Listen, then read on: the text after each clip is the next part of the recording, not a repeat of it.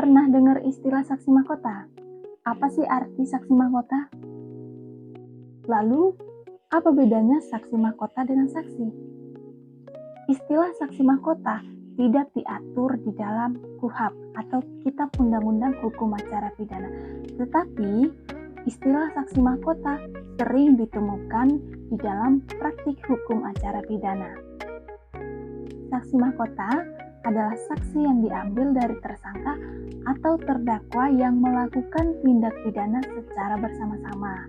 Contohnya, terjadi pembunuhan yang dilakukan oleh 5 orang. Lalu, jaksa menunjuk 1 orang untuk dijadikan sebagai saksi mahkota.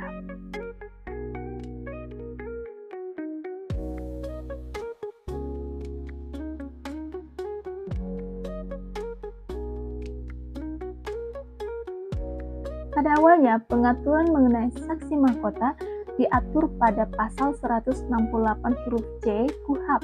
Pada intinya menerangkan jika orang yang secara bersamaan menjadi terdakwa tidak bisa didengarkan keterangannya dan bisa untuk undur diri menjadi seorang saksi.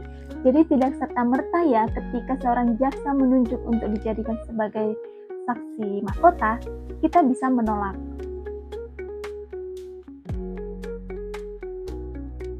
Di dalam putusan Mahkamah Agung nomor 1986 menjelaskan jika jaksa penuntut umum berdasarkan hukum positif diizinkan untuk menunjuk salah satu dari terdakwa yang turut berbuat pidana itu untuk dijadikan sebagai saksi mahkota di pengadilan.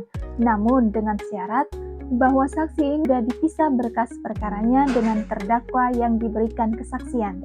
Nah, terhadap terdakwa yang dijadikan sebagai saksi mahkota akan diberikan imbalan kepadanya, yakni pengurangan hukuman atau kesalahannya dimaafkan atau ditiadakannya penuntutan terhadap saksi mahkota.